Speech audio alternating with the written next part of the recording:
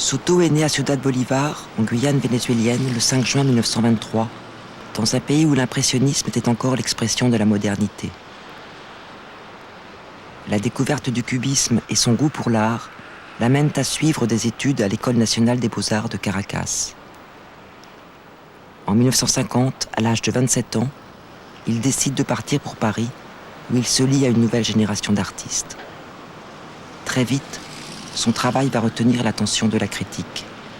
Il s'intéresse aux sciences, à la musique, à toute connaissance susceptible de lui servir. Il s'impose en tant qu'artiste-chercheur. Soto vit et travaille en partageant son temps entre la France et le Venezuela, où ce film a été réalisé, et l'entretien conduit par Daniel Abadi.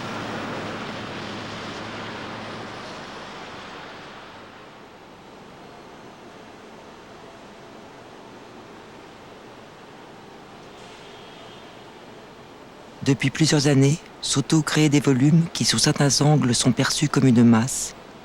Et puis, au fur et à mesure qu'on se déplace, on voit ce volume se fragmenter, s'ouvrir, se vider par tranches successives, se transformer en permanence.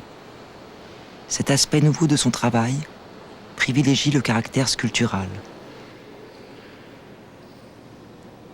Est-ce que cette ambition de la sculpture, qui existe presque depuis le début de votre travail, est une chose qui vous préoccupe plus aujourd'hui ? Non, je pense que c'est simplement le développement de cette idée de montrer ou de démontrer que l'espace, c'est plus important que l'objet en lui-même. Et c'est surtout des éléments très simples, répétitifs, pour éviter de se distraire dans la conception des dessins. Ce n'est pas des dessins de quoi il s'agit, des formes plus ou moins belles. Il s'agit d'apprivoiser l'espace, si on peut dire, de façon métaphore, apprivoiser l'espace pour démontrer sa capacité de force énergétique à travers la plastique. Et la raison principale pour laquelle mes œuvres, ma peinture du début est devenue pluridimensionnelle, je dirais, c'est parce que le mouvement ne peut pas être attrapé en deux dimensions. Ce sont les raisons pour lesquelles je suis parmi les artistes cinétiques. Notre grande préoccupation, c'est d'introduire le temps dans l'œuvre d'art.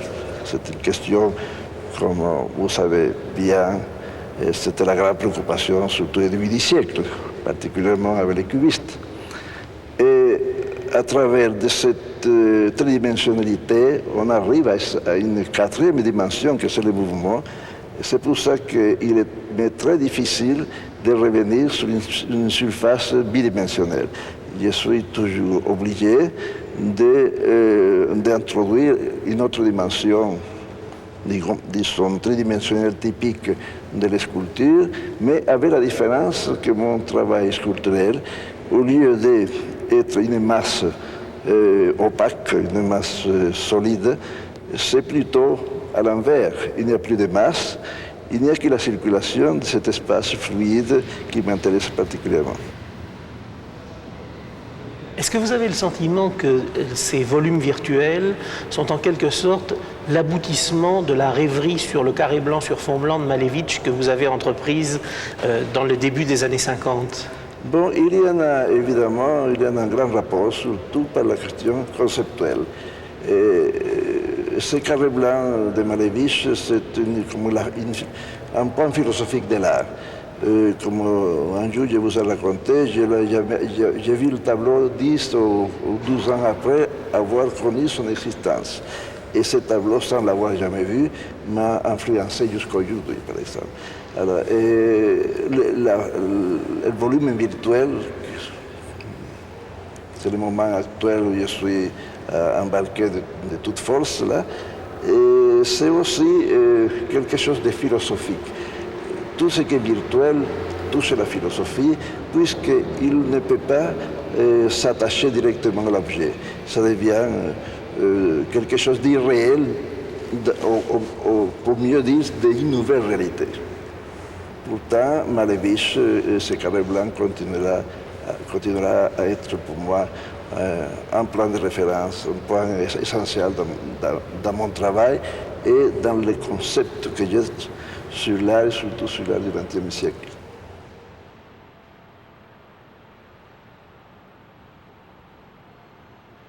Quand Soto est arrivé à Paris, deux grands mouvements dominaient la scène artistique.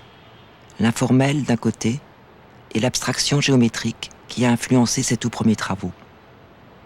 Les œuvres réalisées au début des années 50 s'inscrivent dans une recherche autour de la sérialité, marquée par la rigueur et le contrôle de l'expression. Ma façon de sentir l'abstraction était plutôt versée vers un art plutôt numérique que formel. Et de là, mon idée que l'abstraction devait se dépouiller de la forme plus ou moins belle, héritée de la Renaissance, pour avancer vers un langage plutôt conceptuel, un langage qui, éloigné de la forme, pouvait donner une position de structure plus pure. Et je me suis orienté vers des éléments très simples comme les petits carrés. J'ai lu avec attention un livre de René Leibovitz, qui c'était un directeur d'orchestre, élève de Schoenberg. Ça m'a passionné et j'ai tâché à ce moment donné de trouver l'équivalent dans la plastique. Et j'ai décidé d'utiliser la couleur comme point arithmétique. Donner les trois couleurs premières, les trois couleurs secondaires, et les blancs et les noirs. Ces 8 couleurs m'ont permis d'établir des règles que j'ai respectées d'après la façon de les combiner, indépendamment de mes sentiments picturaux.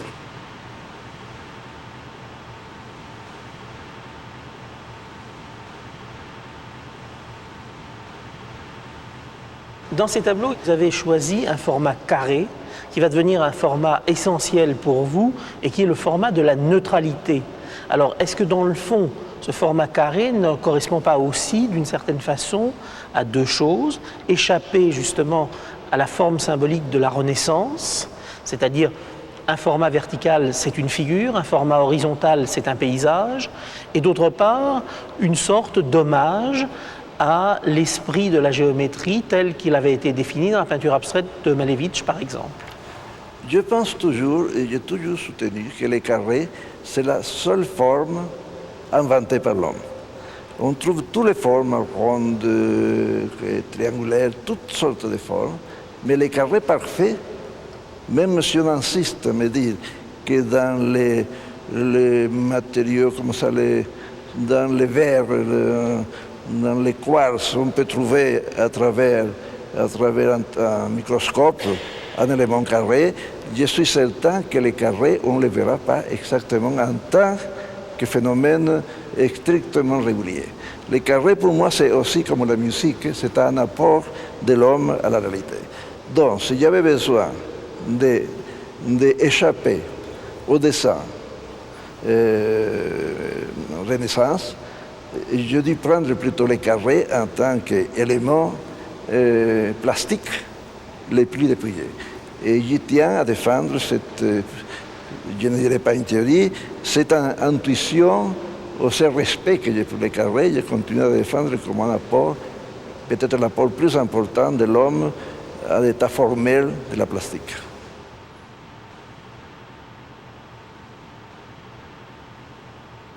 Comment s'est passé le passage entre ces œuvres rigoureuses, strictes, et les premières vibrations dans lesquelles réinterviennent justement au contraire l'idée de matière, l'idée de mouvement, l'idée aussi de forme, puisque par exemple dans les fils de fer que vous allez faire à la fin des années 50, il y a une torsion des éléments qui leur donne une animation sur la surface. Ce n'est pas un élément contradictoire.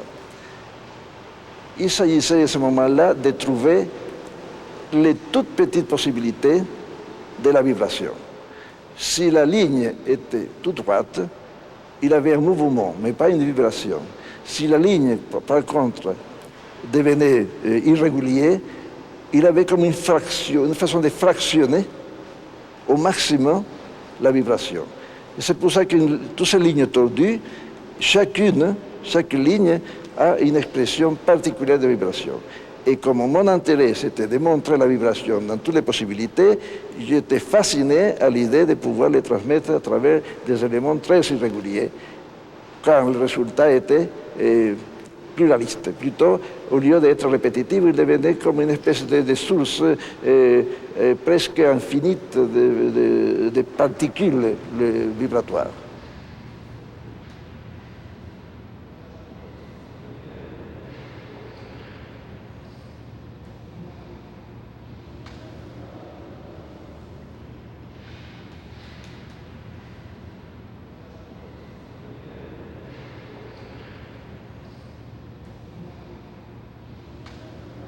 Pendant une courte période, Soto réalise des travaux très peu connus.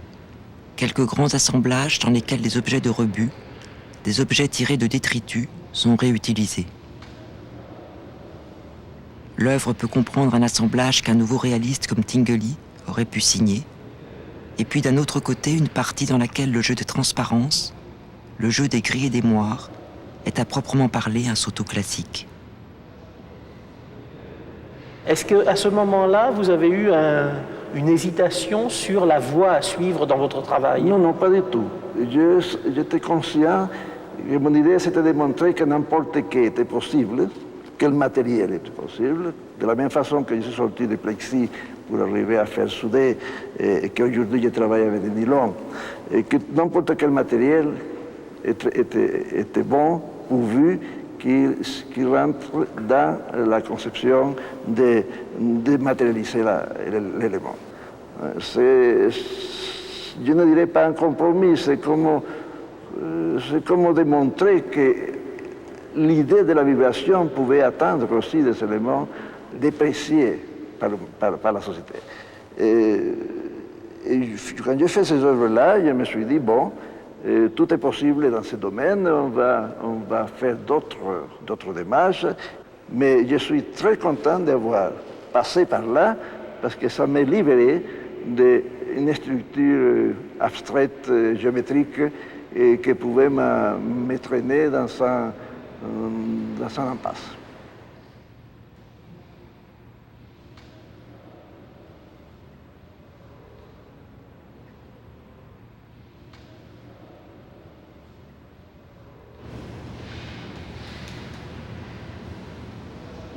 Il y a dans un siècle quelques expositions historiques. En 1955, à la galerie Denise René, l'exposition du mouvement à laquelle Soto participe a été une de ces expositions qui a changé le cours de la connaissance de l'histoire de l'art et la connaissance qu'on avait de celui-ci. Il y avait ce qu'on pourrait appeler un mouvement virtuel avec Vasarely, un pseudo-mouvement dans les sculptures manipulables de Jacobsen, qui sont des suites successives de positions de sculpture, sans qu'il y ait vraiment de mouvement. Et puis il y avait le vrai mouvement, qui était aussi bien dans les œuvres de Tinguely que dans les tableaux manipulables d'Agam. Comment vous situez-vous dans ce contexte général du mouvement avec vos œuvres? Moi, je pense que ma petite contribution au mouvement, c'était celle de l'œuvre transformable à travers l'œil, pas manipulable. Au lieu d'utiliser les moteurs ou la manipulation ou l'électricité pour faire bouger l'image, j'étais toujours préoccupé, depuis avoir vu les boogie-boogie dans les années 50, je ne sais pas si c'est 53, 52, préoccupé de faire avancer cette idée de Mondrian, mais en utilisant la rétine. J'ai fait ça petit à petit. Hein, et au moment de l'exposition du mouvement, j'étais au début de ces démarches, avec quelques petits éléments transformables à travers l'œil et au déplacement des spectateurs. Je me situe à ce moment-là, parmi les artistes qui utilisent le personnage, le spectateur, comme moteur. Après, j'ai développé d'autres idées, j'ai fait d'autres démarches à ce sujet.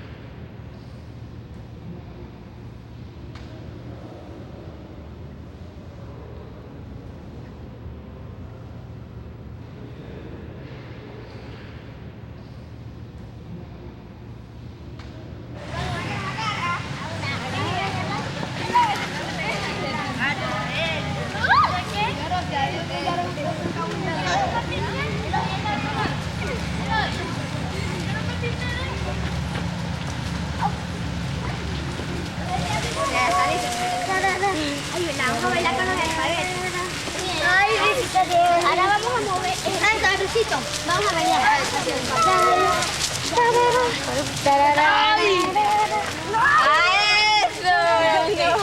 Parece un mantequilla. Una pareja grande. ¡Este es mi cabello! ¿Ve mi cabello? Muy largo, ¿verdad? Pero yo soy ricitos de oro.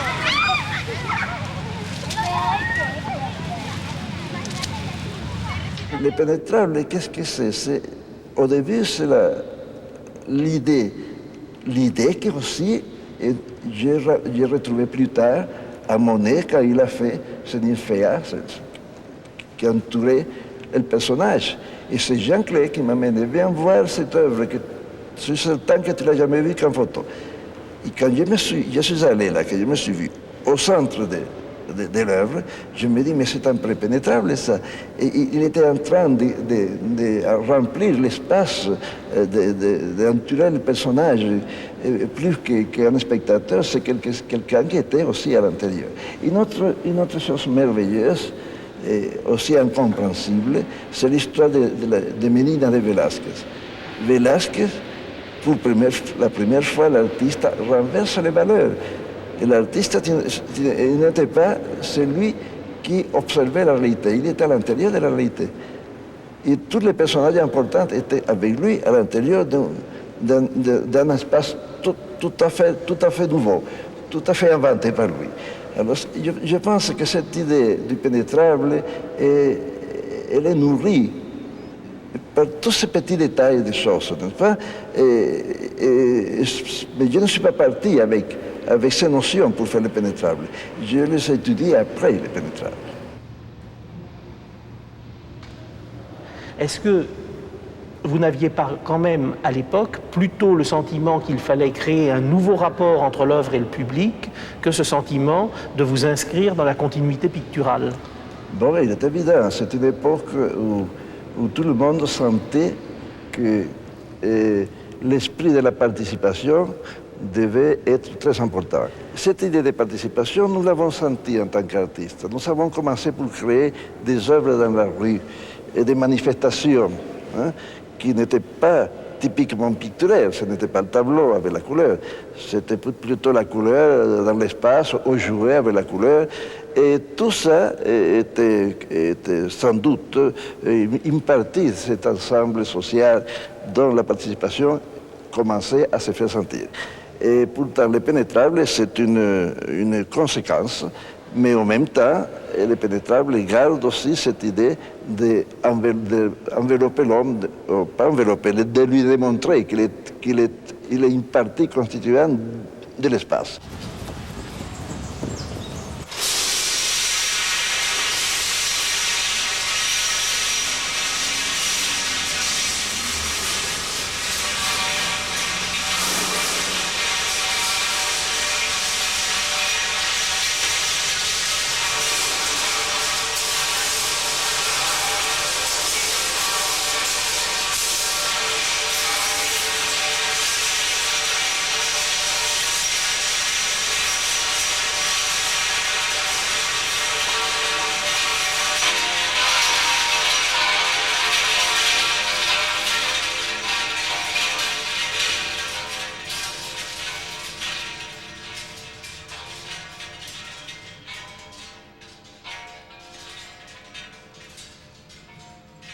Et je me suis toujours dit, pourquoi la musique a plus de fascination que la peinture?